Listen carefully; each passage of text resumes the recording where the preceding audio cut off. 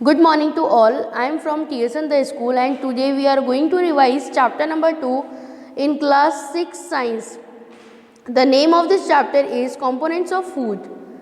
In chapter 1st we made list of the food items that we eat. We also identified food items eaten in different parts of India and marked these on its map. जो हमने previous chapter करा था बेटे उसमें हमने ये देखा था कि भारत में अलग अलग राज्यों के अंदर कौन सा खाना खाया जाता है और हमने उसको लिस्ट भी बनाई थी उसकी कि ये खाना हमें कहाँ से मिलता है। उसमें हम लोगों ने स्टडी किया था कि जो फूड है वो हमें प्लांट से भी मिलता है और वो हमें एनिमल से भी मिलता है। ओके तो ये जो चैप्टर है ये फर्स्ट चैप्टर से आप ये समझ सकते हैं कि इसके आगे का चैप्टर ही है और इसमें जब हमें इम्पॉर्टेंट पार्ट जो है उसकी स्टडी करनी है तो फर्स्ट आप देखिए आप what do different food items contain. Table 2.1 है आपके पास में और यहाँ पर बता रखा है कि दो अलग अलग स्टेट बता रखे हैं, पंजाब एंड आंध्र प्रदेश। पंजाब में बता रखा है कि मक्की की रोटी वहाँ पर बहुत फेमस है और आंध्र प्रदेश के अंदर जो चावल है राइस जो है वो खाया जाता है। ओके इसके अलावा राजमा की सब्जी पंजाब के अंदर बहुत फेमस है और तुअर की दाल वो आंध्र प्रदेश की फेवरेट सब्जी है। इसके बाद में आगे बता रखा है सरसों का साग और इसके आगे अलग अलग पार्ट्स दिए गए हैं कि curd and ghee, buttermilk and ghee. तो इस तरीके से ये जो लिस्ट है उसको बनाया गया है। इसके अकॉर्डिंग हम और लिस्ट इस लिस्ट में और नेम भी ऐड कर सकते हैं, जैसे पंजाब आंध्र प्रदेश के अलावा हम राजस्थान ले सकते हैं, गुजरात ले सकते हैं और वहाँ पर कौन सा फूड आइटम फेमस है हम उसे भी लिस्ट अप कर सकते हैं। तो यहाँ पर फर्स्ट डेफिनेशन बेटी आपकी आ रही है न्यूट्रिएंट्स किसे कहते हैं। तो डेफिनेशन ऑफ न्यूट्रिएंट्स यहाँ पर आपका 1 मार्क्स का क्वेश्चन इंटरनली पुटअप हो रहा है। नेक्स्ट आपके पास में है कि major nutrients in our food are named carbohydrates, proteins, fat, vitamins and the minerals. In addition, food contains dietary fibers and water which are also needed by our body. इसके अलावा major nutrients बताए गए हैं। तो यहाँ पर आपका question जो है वो पुटअप हो सकता है कि write the major nutrients in a food. तो वहाँ पे आपका आंसर है carbohydrate, protein, fats, vitamins and the minerals. Okay next यहाँ पर जो एक्टिविटी 2 से स्टार्ट हो रहा है वो आइडेंटिफिकेशन है यानी कि टेस्टिंग है। तो टेस्टिंग के अंदर टेस्टिंग फॉर स्टार्च दिया गया है फर्स्ट और इसमें हम किसका यूज़ कर रहे हैं। तो आप येलो बॉक्स में आ जाइए आप। A dilute solution of iodine can be prepared by adding a few drops of tincture iodine to test tube half filled with water. Tincture iodine को किस तरीके से बनाया जाता है वो लिखा गया है। नेक्स्ट है टिंचर आयोडीन से आयोडीन सॉल्यूशन किस तरीके से बनाया सकता है ये हमें दिया गया है। नेक्स्ट है copper sulphate solution can be prepared bye dissolving 2 grams of copper sulphate in 100 milliliters। और नेक्स्ट है 10 grams of caustic soda dissolve in 100 milliliter of water makes the required solution of caustic soda. तो yellow box से आपका question put up हो रहा है। Next आपके पास में टेस्ट फॉर स्टार्च के बारे में बता रखा है कि जब हम आलू लेंगे, पोटैटो जब हम लोग लेते हैं उसको कट करते हैं, कट करने के बाद जब हम उस पर आयोडीन की कुछ बूंदें डालते हैं तो क्या होता है कि थोड़ी देर के अंदर हम जब उसे ऑब्जर्व करते हैं तो वो ब्लू या ब्लैक कन्वर्ट हो जाता है वो पार्ट जहाँ पर कि हमने इसे डाला है। दैट मीन्स कि उसमें स्टार्च प्रेजेंट है। इसके बाद टेस्ट फॉर प्रोटीन दिया गया है। टेस्ट फॉर प्रोटीन के लिए हम किसका यूज़ करेंगे, यहाँ पर caustic soda and copper sulphate का यूज़ किया जा रहा है। तो हमने देखा कि प्रोटीन का टेस्ट करने के लिए caustic soda and copper sulphate का यूज़ किया जा रहा है। एंड इसके बाद में बताया गया है violet colour indicate presence of protein in the food item. यदि टेस्ट करने के बाद में वायलेट कलर हमें मिलता है इसका मतलब कि उस खाने के अंदर प्रोटीन प्रेजेंट है। तो आप इस तरीके से एक लिस्ट भी यहाँ पर बना सकते हैं कि रॉ पोटैटो जो है इसमें स्टार्च प्रेजेंट होता है, then it is yes, protein और फैट उसमें प्रेजेंट नहीं होते। मिल्क के अंदर प्रोटीन प्रेजेंट होता है लेकिन स्टार्च और फैट प्रेजेंट नहीं होता।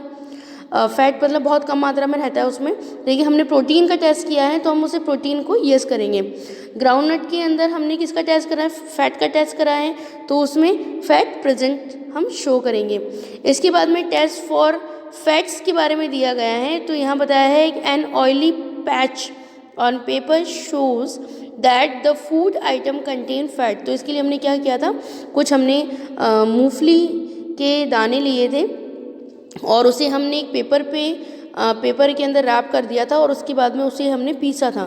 तो पीसने के बाद में हमने देखा कि उसके ऊपर कुछ ऑयली पैचेस आ जाते हैं, दैट मीन्स कि उसके अंदर फैट प्रेजेंट है।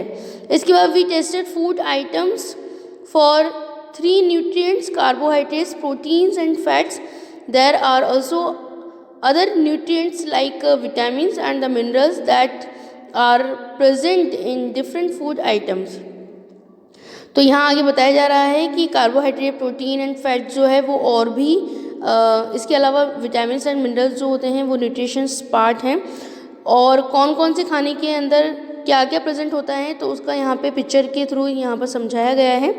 2.3 में some source of the carbohydrate, तो डायरेक्टली यहाँ से क्वेश्चन पुटअप हो रहा है आपके पास, write the name of some components of food that they give us carbohydrates.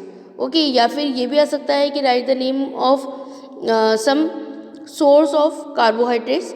इसी के साथ में कार्बोहाइड्रेट्स के अलावा बस कार्बोहाइड्रेट चेंज होगा तो फैट अगर लिखते हैं क्वेश्चन में तो आपके पास में फैट का यहाँ पे एग्जांपल आपको देना है, जैसे कि ग्राउंडनट, तिल, नट्स, ये सब किसके पार्ट हैं, ये फैट हैं जो कि प्लांट पार्ट से मिलती है।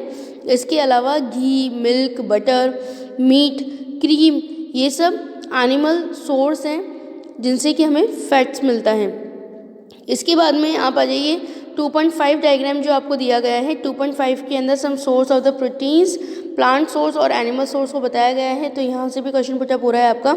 अगर प्लांट पार्ट लिखने के लिए आता है कि वो कौन सी प्लांट पार्ट हैं जो कि बेस्ट सोर्स हैं प्रोटीन का, तो वहाँ पे आपको लिखना है तुअर दाल, बीन्स, मूंग, ग्राम और पीस, सोयाबीन्स। और इसके अलावा यदि आपके पास में एनिमल सोर्स लिखने के लिए आता है तो क्या लिखेंगे आप, पनीर, एग्स, फिश, मीट, ये सब हम लिखेंगे।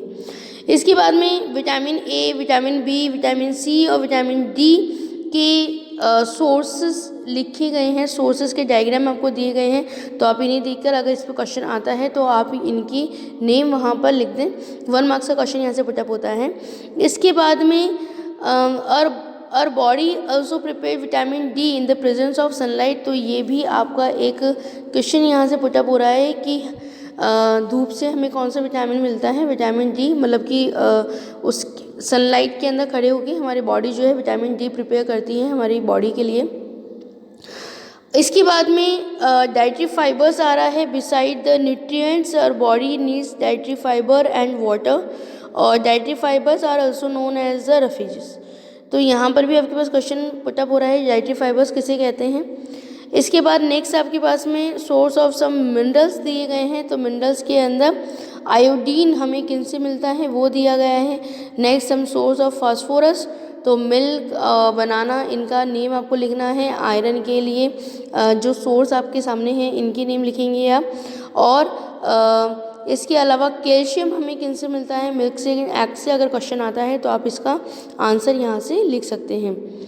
इसके बाद में क्वेश्चन पुटअप हो रहा है कि बैलेंस डाइट किसे कहते हैं, 1 मार्क्स का क्वेश्चन पुटअप हो रहा है। The diet should also contain a good amount of refuges and water. Such a diet is called a balanced diet.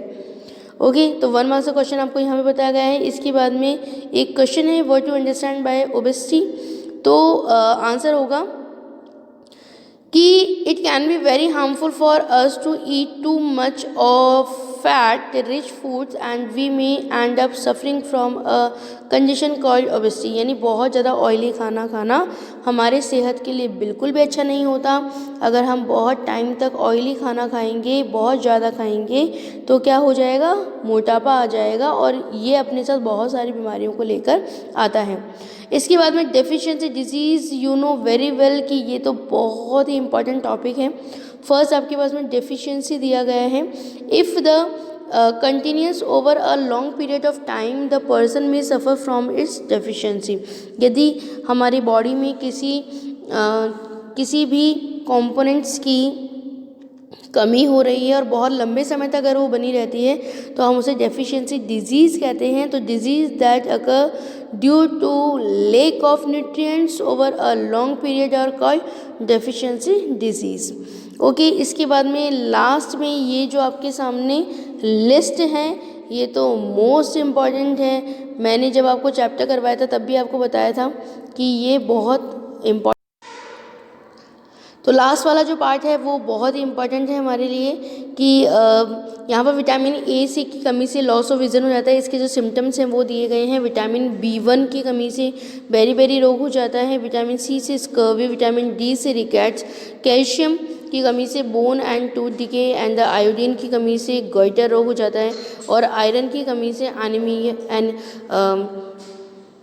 Anaemia हो जाता है. तो इनके जो सिम्टम्स हैं वो भी दिए गए हैं, तो आप इनके अच्छे तरीके से स्टडी कर लें. तो आज हमारा बेटा ये जो चैप्टर का रिवीजन था ये चैप्टर 2 जो है वो आज कंप्लीट हो गया है. इसके अलावा यहाँ पर नीचे की तरफ देखिए ये जो आपके पास में पार्ट दिया गया है, एक्सरसाइज पार्ट जो आपको दिया गया है, इसकी भी आप अच्छी तरीके से स्टडी कर लें. इसको as a like a PDF मैंने आपको ऑलरेडी अवेलेबल करवा दिया है. चैप्टर के अंदर से जितने भी क्वेश्चन पुटअप हो रहे हैं जो कि मैंने आपको इस वीडियो में समझाए हैं वो सभी मैं आपको PDF के अंदर अवेलेबल करवा दूंगी, तो आप उसकी अच्छी तरीके से तैयारी कर लें. आई होप कि चैप्टर का रिवीजन आपको अच्छे तरीके से समझ में आया होगा. थैंक यू वेरी मच बेटे.